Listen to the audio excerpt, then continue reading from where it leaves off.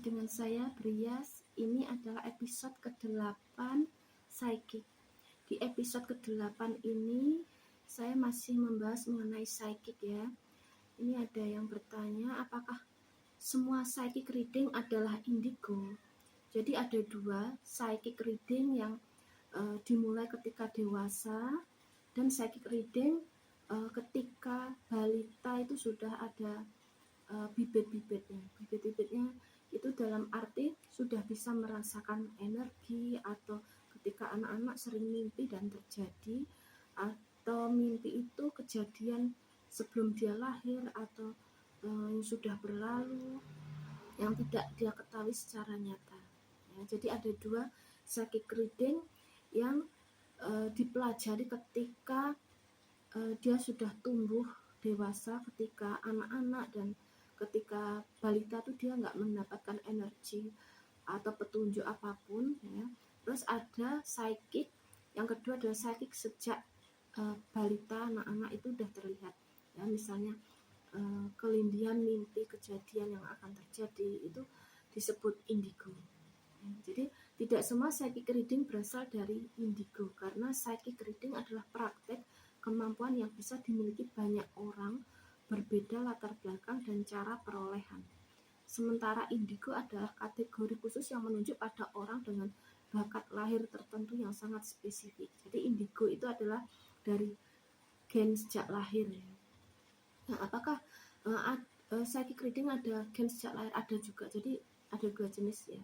Di video saya sebelumnya saya hanya fokus menjelaskan yang psychic reading rata-rata yang di bawah gen atau DNA. Jadi itu disebut indigo. Terus psychic reading yang sejak kecil apa indigo, itu tadi sudah saya jelaskan bahwa psychic reading yang sejak kecil sudah ada tanda-tanda itu adalah indigo. Anak indigo dipercaya memiliki kemampuan spiritual psikis sejak lahir, seperti kemampuan membaca energi, melihat makhluk halus, meramalkan masa depan, telepati, dan kepekaan indera keenam. Nah, ini ciri-ciri ini ada di video saya sebelumnya, 60, sekitar 60 ya, minimal 60 jenis kemampuan psychic reading. Ciri khas anak indigo meliputi kemampuan psikis yang muncul terlihat sejak usia dini.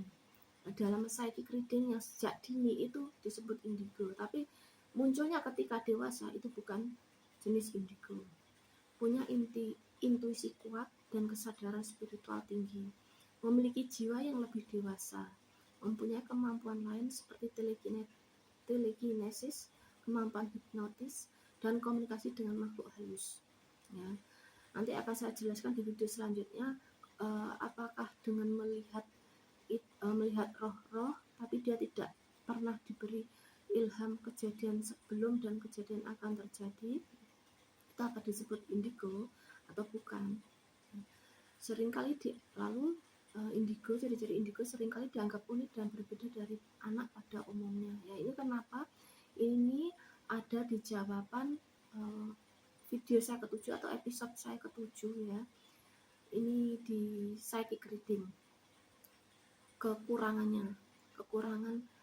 dari orang yang memiliki gen psychic reading. Ini yang saya maksud gen psychic reading itu atau indigo yang sejak kecil itu ya, karena hipersensitif dan hiperaktif pikiran, jadi membuat lelah, kadang pasif anak itu, jadi berbeda dengan rata-rata. Tapi kondisi berbeda itu sebenarnya enggak seterusnya, enggak selamanya, ada saat-saat tertentu.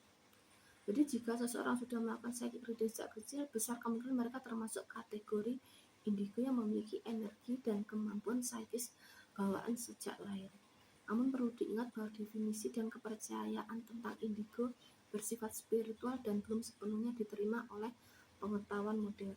Jadi kenapa sepenuhnya belum diterima oleh pengetahuan modern saat ini? Karena penelitiannya masih terbatas, belum dilanjutkan lagi.